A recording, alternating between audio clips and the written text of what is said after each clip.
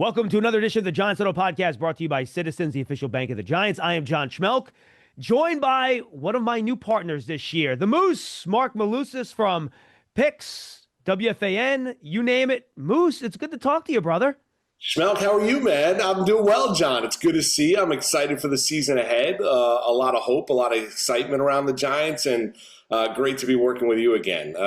We have a long history, brother. I mean, going back to the days of Astoria and WFAN and working behind the scenes. So I'm happy for all your success and looking forward to working with you this year. And I'm happy for your success as well. I was FAN, people know, until about 2007 in June. You were producing Mike and Chris at that point, correct? Yes. And that was Mike and Chris's last year, right? They ended in September that year, if I remember correctly. I think you're right.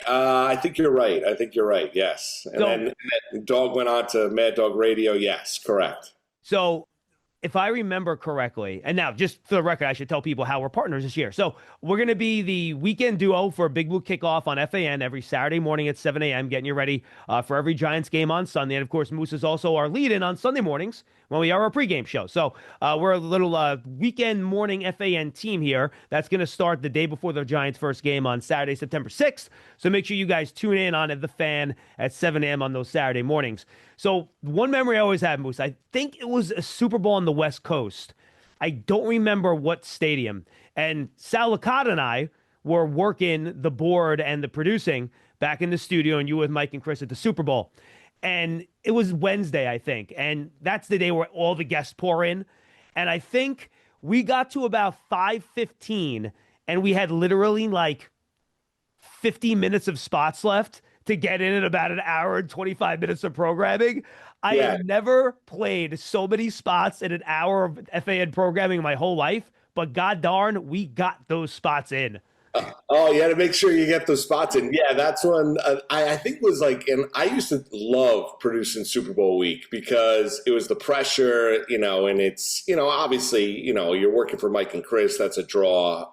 So it's not all you, it's FAN, it's New York and all that. But John, you know this. I mean, like, it was like the pressure of making sure, to get the right guests. And I do remember that week, and I do remember the fact that I think I had, like, over the span of 5 days, I think I had like something like 65 guests or something like that over 5 days. And that one day, I remember Mike and Chris being like, well, you booked too many guests. And I was like, well, we got to go to break quicker. We can't go longer, this and that. And so, and Dog, we used to bust my chops about the commercials. So yeah, we got all the commercials in. You got to make sure the advertisers get their stuff in, but it was an absolute blast doing those shows. Turnoff and Spitz figured it out around like 5:55. Like, why are you playing so many commercials? And I'm like, what do I want to tell you guys? And you know what? And I know where you're coming from, right? Because if the guest walks up to your table, you have to take them. You have no choice. Yeah. And I think like that week was one of the weeks we had like Brett Favre on. We had like Marino. We had Anthony Munoz was a classic one. Anthony Munoz was always a staple Super Bowl week. There's no doubt about it. Also, you had the legends of the city that the Super Bowl was in. They'd make the run.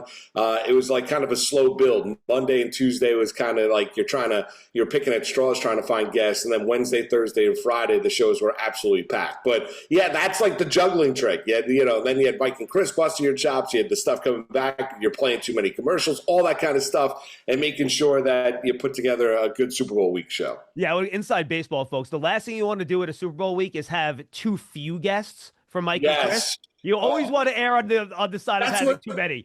Well, that's what happened in Jacksonville. I remember that's what happened in Jacksonville, and I got a phone call from Spitz like post game, like post show one night at like 6:45, and it was like, and Eric is great. And, he was like, we joke around that he was the Tin Man and stuff like that at FAN.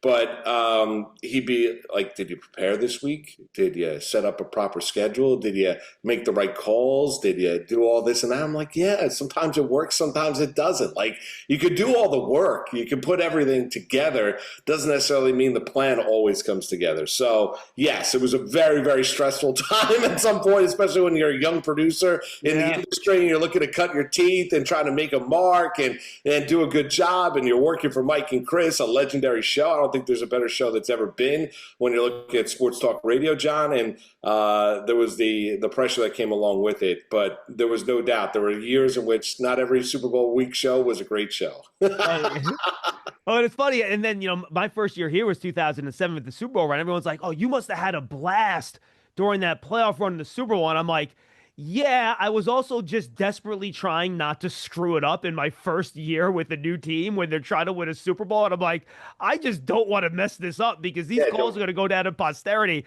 And I got to make sure this stuff sounds good for like historical purposes. Yeah, don't get in the way, right? Yes.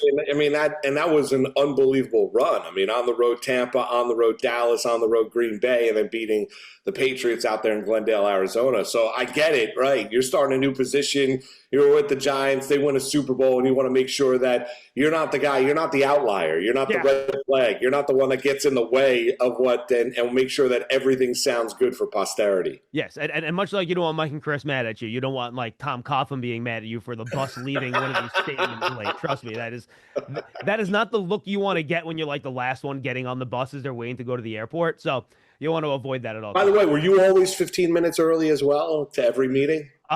Honestly, I was probably around 10. I'll tell you a funny story. So one year, Bob Hop and we always did the Coughlin's interview, usually the Friday or Saturday before the game. And for this particular game, I forget why, we ended up having to go to the team hotel the day before. And his meeting was supposed to end at 10 o'clock. Bob and I show up at like 9:35.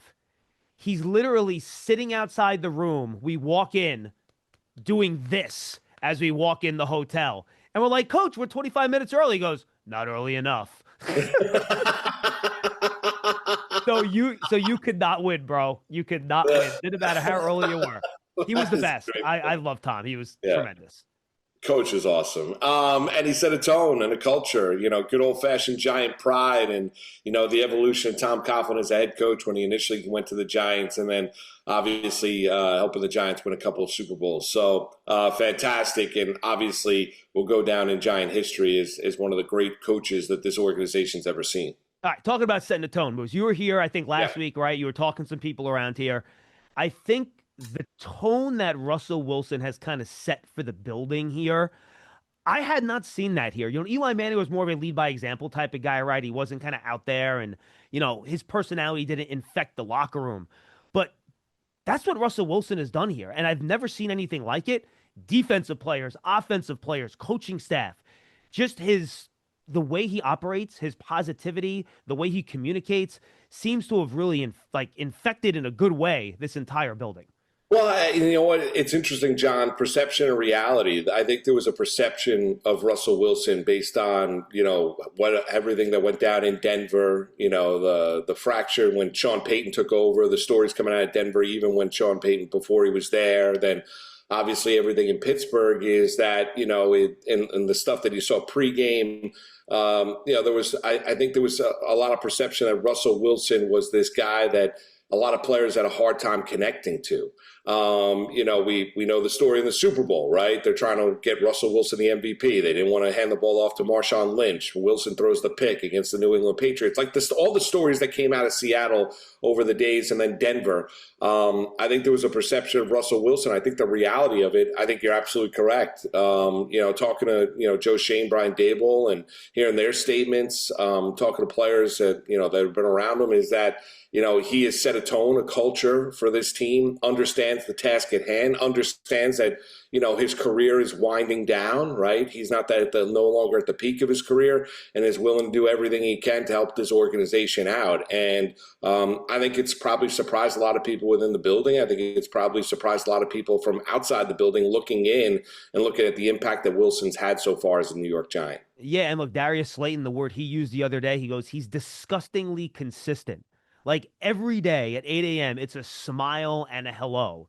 And it never changes. And it's that way every day. And I do think that consistency, Moose, when you have a team as young as the Giants are, I mean, you look at their skill position guys. Yeah. Theo Johnson, second year. Malik Nabers, second year. Wando Robinson, rookie contract, right? Slayton's a little bit more of a veteran.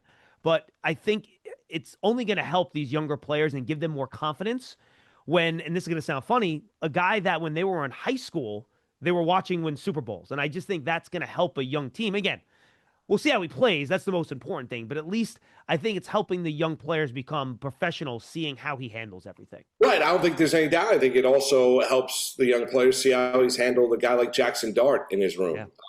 And the fact that he's taken him under his wing, and understanding that that's difficult for a veteran to do, right? And we've seen other veteran quarterbacks not be that open-minded to the idea of kind of helping ingratiate a rookie quarterback in the National Football League and show him the ropes and how to watch film, how to prepare, how to study, what to look for when you're looking at opposing defenses. And Russell Wilson has taken that job in stride. I think he has an understanding of what his role is here, right? And John, you know this. I mean, as good of a guy as Daniel Jones was as a quarterback and as a human being, it just didn't work, right? I mean, in the end, for whatever myriad of different reasons, we don't have to run down, it just didn't work, right? So Jones is now in Indianapolis, and I think the Giants as an organization now, year 4 with Shane and Daboll, they needed a little bit of a freshening. So they've got the young quarterback in the room, and now they've got a couple of veterans. When you look at Wilson and Winston in that room, that's been there, done that. Different levels of success. Jameis more collegiately, Wilson more professionally, but they've seen it all in the National Football League. And I think you mentioned the youth of this team. Their experience does add to this room because we know undoubtedly the quarterback room are the leaders, and really the starting quarterback's the leader of the entire team. The Giants Foundation will host a 5K racing kids run presented by Quest on Sunday, October 26th at 9 a.m. at MetLife Stadium. Net proceeds will benefit the Giants Foundation. All participants will receive a commemorative t-shirt.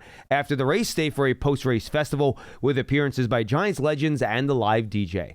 Register now at giants.com/5K. The Giants Foundation is a 501c3 nonprofit corporation. Huddle up, get in here. If you're lined up here, you gotta go over the middle with it to score. Right. How do we make that happen? I don't know. But Citizens does. Make sense of your money with Citizens. Official bank of Eli Manning.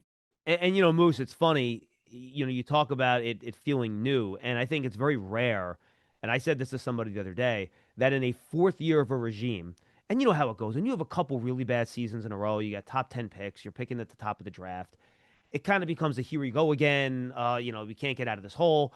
This kind of feels new this year, and I think it's very rare to have that in the 4th year of a GM and a coach when they're here. But I think Russ and some of the other pieces they brought in has helped make this feel fresh and new, which, again, hope will yield better results. Yeah, and that's really it. I mean, it's a results-oriented business. It's a very, very difficult schedule, John, and we're going to be breaking it down week in and week out throughout the course of the 25 season. But it does feel new. I mean, you're around it on a day-in, day-out basis, right? I was out there, a week and a half ago, and you get a sense of excitement in the building. You get a sense of hope within the building. And you're right. I think it's a little bit of a fresh start when you look at this group and this regime. Now, they've got to show it. The results on the field have got to lead the way, and it's going to be difficult against this schedule. There's no doubt about it. But I get a sense that this team's got a chip on their shoulder, but there's also a belief that there's answers within the room on that roster to get them where they need to go. Yeah, and look, you hit it, man. Like, you can't start 0-2 again. And I feel like for the last 10 years, every year, except for the 2022 season, and I think there was one of the year where they won the second game, you're staring at 0-2 in week 3. And I can tell you, Moose, you do not want to be coming home for your first home game in week 3 staring at Patrick Mahomes at 0-2. Because you know how it goes. If you start your year 0-3, that's a Herculean task, okay? And you start the year with 2 divisional games on the road. You don't want to start 0-2 in the division either. You got to figure out a way to beat the Commanders, who got to the NFC title game last year. The Giants played them tough in both regular season games. And then the Giants haven't beaten Dak Prescott as a starting quarterback since he came into the league. So they have to figure out a way to win one of those first 2 games. Yeah, I think the GM and the head coach have kind of emphasized that. Got to get off to a good start. I don't disagree. I mean, there's no other way to cut it. This season could get late early to steal a Yogiism if they get off to a really bad start. Then all of a sudden it comes down to the Dart watch and when is Jackson Dart, if he does get an opportunity to start at some point during the NFL regular season for the New York Giants. So I think Washington's a game, John, I think you hit upon it. Like, I look at I look at the Commanders, and listen, we all love Jane Daniels is great. And I don't think Giant fans were celebrating the fact that Terry McLaurin just ain't the new $96 million contract, right? And he's walking in with his significant other into the building to sign the deal, and everyone's happy-go-lucky, and Adam Peters is high-fiving people. I don't think Giant fans were celebrating that. Commander fans were. But I think the Giants defensively are going to be really, really good this year. I mean, that's the obvious. Everyone's basically stating that. Offensively, the question you have with Wilson is, is he going to be able to operate within the system, be able to push the ball down the field and make the throws and pull the trigger that the previous quarterback in Jones had the great inability to do so. And I think when you look at Kafka and Daboll, they believe that Russell Wilson can. And I think that's a winnable game week 1 in Washington. They played them tough a year ago. I think they can move the ball in that defense. And I think the Giant defense, if it lives up to the talent that's on that side of the ball for defensive coordinator Shane Bowen, I think they're going to be able to attack because that front seven is loaded with talent. Yeah, I'll hit that defense in a second, but I think you nailed it offensively. I think, and I know Brian Daboll has gone back and painstakingly gone through everything Russell Wilson has done in his career, trying to replicate some of the stuff that he's been successful at. And I think they're trying, if you think about how he had success in Seattle, really good defense, good pass rush, size, veteran secondary, run the ball, play action, to your point, push the ball down the field. And I think their combination of defense, the moon ball, and then the one thing Russell Wilson has always done well is protect the football. He does not turn it over. And if you go put those three things together, I think that's the winning formula that they're going to try to put together this year to try to win some more games. Yeah, the big key is going to be Andrew Thomas along the offensive line. He's got to stay healthy. I mean, and John, if Thomas, hopefully at left tackle, if he stays healthy, you have significantly less concern about the Giant offensive line. If he goes down to get another injury, and he's great when he's in there. The problem with Andrew Thomas is he's not been available, right? So he's not been able to play, and has had a myriad of different things that have gone wrong. But if he's there at left tackle, I think the Giant offensive line is going to be pretty good. I think they're going to be good enough to operate what you're talking about, trying for this offense to be able to do what they want to do, which is run the football, push the ball down the field. The difference with Russell Wilson now as compared to Russell Wilson when he was with Seattle is, his escapability. Like, he's lost a step. He doesn't elude the pass rush. He doesn't lengthen out plays like he used to, get outside the pocket and throw the ball deep. Everything that made, him such an exciting watch with the Seattle Seahawks, that version of Russell Wilson's probably gone. Can you see it on occasion? You can see it on occasion. I don't think you're going to go out there and see it consistently. But the offensive line and Thomas's health, when you think about keys to the Giants in 2025, obviously the defense on offense, Thomas has got to stay healthy at left tackle and play to his level. Yeah, look, we had Warren Sharp on, and he does a great job with his numbers a couple weeks ago. And when Russell Wilson was not pressured last year on early downs, he was basically like a top 10 quarterback EPA-wise. When he was pressured, he was like a bottom quartile quarterback. So you're right. I think getting protection for him is going to be key. Giants Huddle Podcast is brought to you by Citizens, official bank of the Giants. From game day celebrations to your everyday financial needs, Big Blue fans can get the most out of every moment with Citizens. Learn more at citizensbank.com/Giants. All right, you mentioned the defense a couple times, Moose. This could be a lot of fun. Dexter Lawrence in the middle, Burns, Thibodeau, who knows where Abdul Carter is going to be lining up. If you can actually maybe play with a lead once in a while and stop the run, pass rush could be one of the best in the league. Oh, I don't think there's any – and they have an identity. John, they have an identity. I talk about it all the time. And I didn't – when I was growing up and watching Giant games, they were defined by their linebackers, LT, Carl Banks, obviously Harry Carsons, Gary Reasons, Pepper Johnson. They were defined by their ability to go out there and get after the quarterback. You brought up earlier in the conversation, like Coughlin, 07, right? You think about, Michael Strahan and Osi Umenyiora, Justin Tuck, Matthias Kiwanuka, their ability to get after the quarterback. And that's really kind of one of the staples that has defined Giants football over the years is the Giants, when they're really good, they have guys to be able to attack the pocket. And it's been a long time since we've been able to say that. I think you can say it this year. I mean, I don't think there's any doubt. When Lawrence is as good of an interior defensive lineman as there is in the league, you've got Abdul Carter, who's freaky athletic. Brian Burns, obviously coming over in a trade a couple off seasons ago from Carolina. Maybe this unlocks Kayvon Thibodeau to be the player everyone thought he was going to be coming out of Oregon. He's still been good, but now all of a sudden he's got a lot of help on that defense as well. there's a lot to like, and there's depth along that defensive line. That's where you think about the Giants is their ability to go out there and attack, and the Giants defense has needed an identity for quite some time, and now they have one. Yeah, and look, and I think, as you know, Moose, watching the league as long as you have, the quickest way to have a bad defense is having a young secondary. And last year, the Giants had a very young secondary, and they gave up a ton of big plays. I think adding Javon Holland and Paulson Adebo is going to raise the floor of this group so much. And if they know that you're getting pressure, these guys, and I was talking to a former NFL DB the other day, you can start sitting on routes, right? If you know the other quarterback's not going to have time to throw it, you can start sitting on slants, sitting on those little stick routes, and making plays on the ball because you know he's not going to be able to sit back there, run double moves, run stop and goes, and things like that. Yeah, well, there's no doubt. And I think Adebo showed his talent when he was down in New Orleans outside of the broken leg. And I think Javon Holland now is excited. He's had a number of different defensive coordinators down in Miami, and he inked that 3-year deal. And you can use him in a variety of different ways. He's one of the Giants I had an opportunity to sit down and chat with for picks, John. And, I was impressed. He's picked up golf a year and a half ago. He's got a 9 handicap. He loves golf, dude. Loves it. And just he was such a likable young man. But he talked about the fact of the way that he can be used in being a ball hawking safety for Shane Bowen in this defense. And I don't disagree with you. I think the Giants really had a tremendous offseason with what they were able to accomplish, what they were able to add in terms of veteran experience in the back end of that secondary. I think all 3 levels have got playmakers. And I do think even if the inexperience rears its ugly head at times during the regular season, you got the pass rush to be able to make up for it. Yeah, and look, and we haven't even mentioned Malik Nabers yet. And he could, it would not shock me, Moose, if he's leads the league in receiving yards or, top 3 with Jamar Chase and Justin Jefferson and those guys. Brian Daboll, the one thing he's always done, and you even go back when Stephon Diggs showed up in Buffalo, right? If he has a big-time weapon, he is going to get that player the ball. If Nabers can stay healthy, by all accounts, he's built a very good relationship with Russell Wilson. He could have a monstrous year that we have not seen here since Odell Beckham's prime.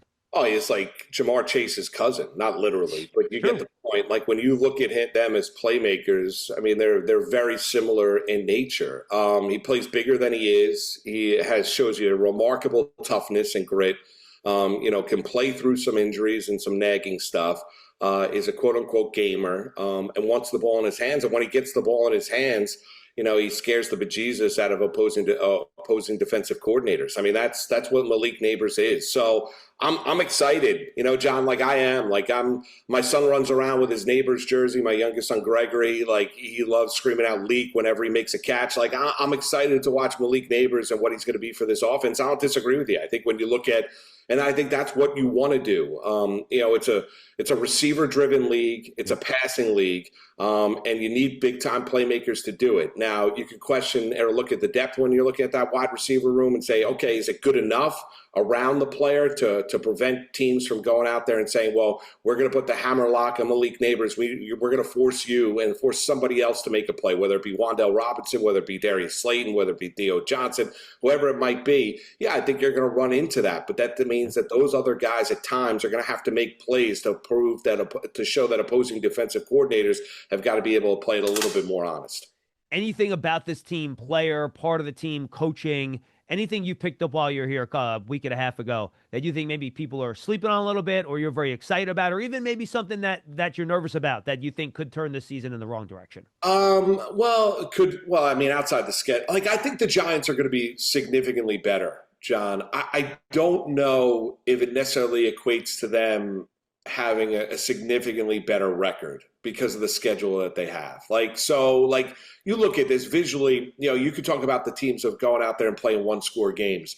There's a difference between playing 1-score games when you're right there as compared to when you're playing 1-score games and visually you're watching the game and it's not really a 1-score game. It ends up being that case or less than a 7-point game. You get the point. Yep, we've watched enough football over our years to be able to understand that. I think the Giants visually, you're going to look at it and come into the year, come out of this season and think, this team's on a good path.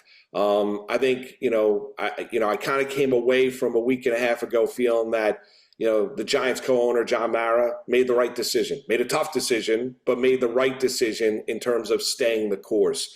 I feel like I got a little bit of an extra when talking to head coach Brian Daboll. He's got a little bit of that kind of moxie back to him, to where he was in year number one, the confidence level in the head coach. I got that. And I think there's just kind of the concern's the schedule. The concern is true when you look at Russell Wilson, what version of you are you going to get him at the quarterback position? Yeah.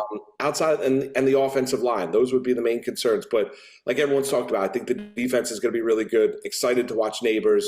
I think the running back room, Cam Scatterbu, as long as he's healthy, along with Tracy at running back, are going to be particularly good. I'm excited about what Theo Johnson can be at tight end year number 2.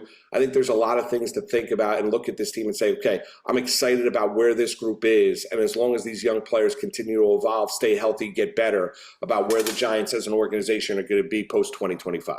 If you want to know how to manage 2 minutes of crunch time football, I'm your man. But if you're wondering about a long-term financial plan, you should talk to Citizens. Hey, I can also talk lawn care. I'd like to learn about a mowing routine. Yes, I knew I could help.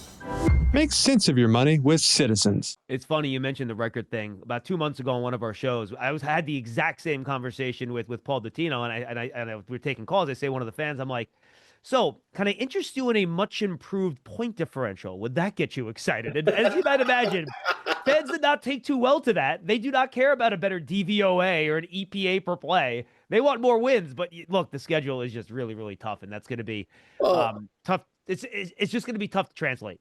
Well, right, it is. And I think we hit upon it earlier in the conversation. Got to set a tone early that this is a different year, right? And that's that's against Washington. You mentioned it. They played the Commanders very tough a year ago. I know every year doesn't necessarily translate to the next year, and everything can be a little bit different. And Washington went to the NFC Championship game a year ago, and Jaden Daniels year number 2. But I think when you look at Washington, there are concerns when you're looking at that defense, when you're looking at that pass rush. Are they going to be able to get after the quarterback?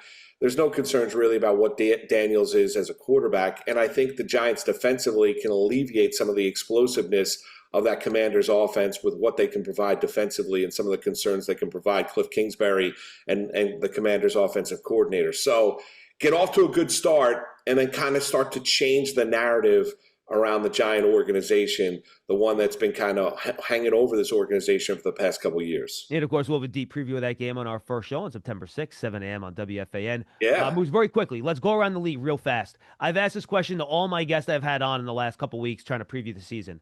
Make the case. The same team has not won the NFC East in consecutive years in 20 years, since the Eagles did it with Andy Reid and Donovan McNabb.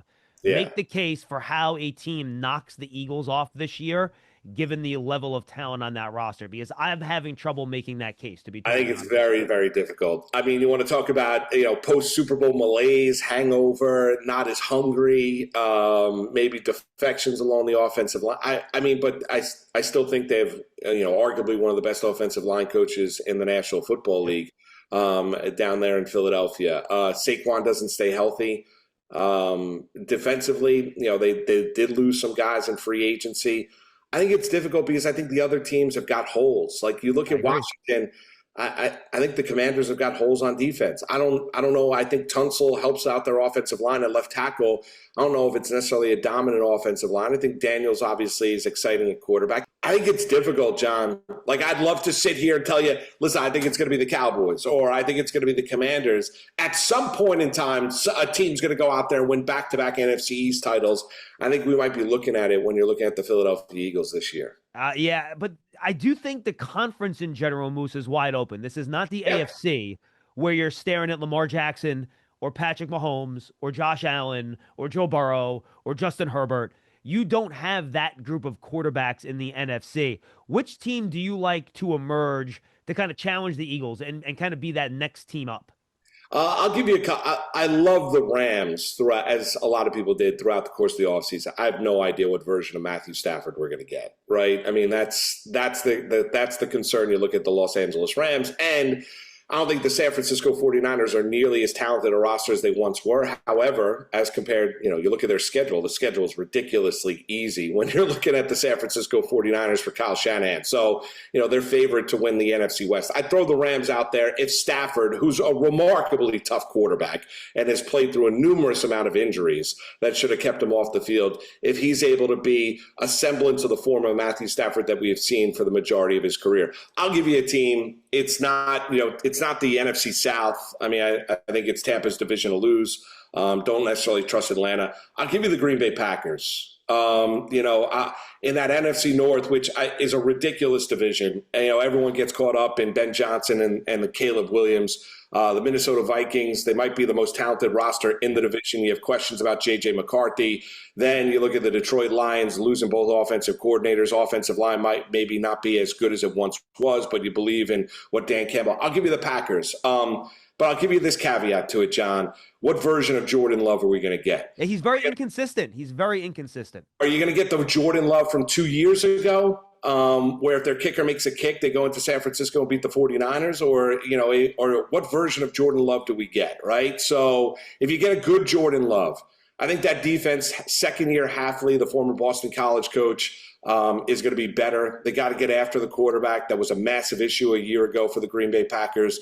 Jacobs run the football was great. Love the fact that they added Golden, the receiver, out of Texas in the NFL draft. Like, there's things that you like about the Green Bay Packers. Offensive line's going to be really, really good out there in Green Bay. The massive question, I'm going to lean in that we get a good version of Jordan Love. If you get a good version of Jordan Love and you're looking for a team that's kind of, longer, not the talk of the town to maybe take down Philadelphia in the NFC, I'd give you the Green Bay Packers. Do the Bills or Ravens or somebody else finally break through and prevent the Chiefs from going to yet another? I hope so. I mean, at some point in time, we got to see somebody else other than Kansas City, John. I mean, at some point, and now we're going to get Kelsey and Taylor Swift and the engagement and the marriage and with a honeymoon and everything that we're going to get throughout the course of the NFL season. And congratulations to them, because who doesn't love a little love? I'm glad the two kindred spirits absolutely found themselves. But I'll ask you, at some point, it's got to be Buffalo. Why not us? They've got to walk around. Yeah, at some point. But then you could also make the argument down in Baltimore and say, well, can the Ravens play? Here's the thing that frustrates you about Baltimore. Can they not get cute in the NFL playoffs and play the way that they do in the regular season? Give it to Derrick Henry, bro. Right? I don't know. It's all of a sudden they want to change things up instead of just be you. You're good enough. We watched it. You watched you dominate. Lamar should have been the MVP a year ago. He's unbelievable. Henry going out there basically lifting cars during the course of the offseason. He's a freakish athlete. Be yourself. So I think we do get somebody different than Kansas City this year coming out of the AFC. I think it's kind of dealer's choice, whether it be the Buffalo Bills or the Baltimore Ravens. I do fully expect this podcast to match the Taylor Swift New Heights episode numbers. By the way, so. No pressure or anything. John, will you marry me? Moose, tell the folks everything you got going on this week so they can find you at all your platforms, anything else you got going on. We got a little Rutgers football that gets going. I do pre and post game for Rutgers. Make sure to check out Nelson Figueroa and I do a show, Sports Nation Nightly, each and every night, Monday through Friday on Picks at 7 p.m. and host Sunday mornings on WFAN. So, but I'm happy to be with you, John, throughout the course of the Giants season. It's going to be great talking a little Big Blue football with you. Moose, can't wait. And again, our first show, Big Blue Kickoff Live, the weekend edition, live on WFAN, starting on Saturday, September 6th, the day before the Giants visit the Commanders to open their 2025 season. That's all the time we have for the Giants Huddle podcast, brought to you by Citizens, the official bank of the Giants. From the Hackensack Meridian Health Podcast Studio, keep getting better. For Marc Malusis, I'm John Schmeelk. We'll see you next time, everybody.